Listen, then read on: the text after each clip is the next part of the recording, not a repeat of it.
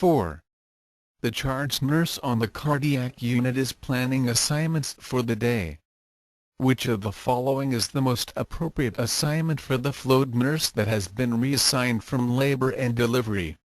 A 1-week post-operative coronary bypass patient, who is being evaluated for placement of a pacemaker prior to discharge. B. A suspected myocardial infarction patient on telemetry, just admitted from the emergency department and scheduled for an angiogram.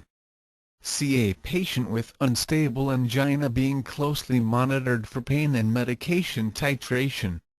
D. A post-operative valve replacement patient who was recently admitted to the unit because all surgical beds were filled for. Answer: of the charge nurse planning assignments must consider the skills of the staff and the needs of the patients. The labor and delivery nurse who is not experienced with the needs of cardiac patients should be assigned to those with the least acute needs. The patient who is 1 week post-operative and nearing discharge is likely to require routine care.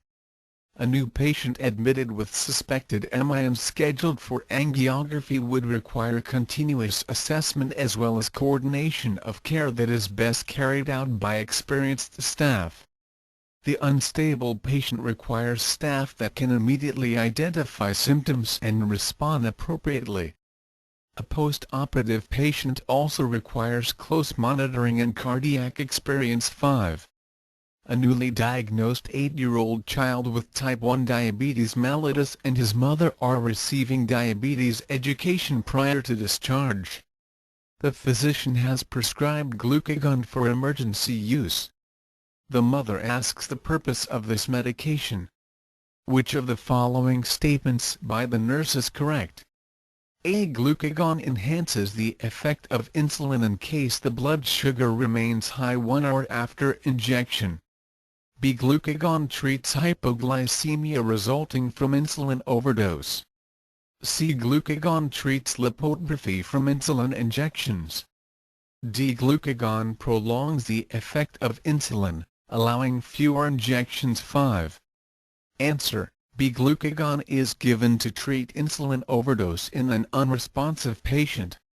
Following glucagon administration, the patient should respond within 15–20 minutes, at which time oral carbohydrates should be given.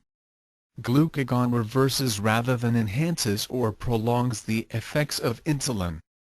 Lipotrophy refers to the effect of repeated insulin injections on subcutaneous fat. 6. A patient on the cardiac telemetry unit unexpectedly goes into ventricular fibrillation. The advanced cardiac life support team prepares to defibrillate. Which of the following choices indicates the correct placement of the conductive gel pads? A. The left clavicle and right lower sternum.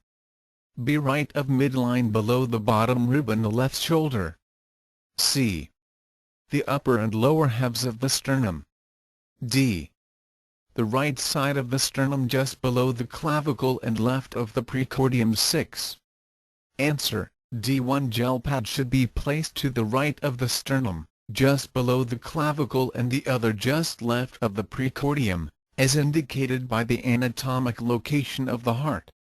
To defibrillate, the paddles are placed over the pads.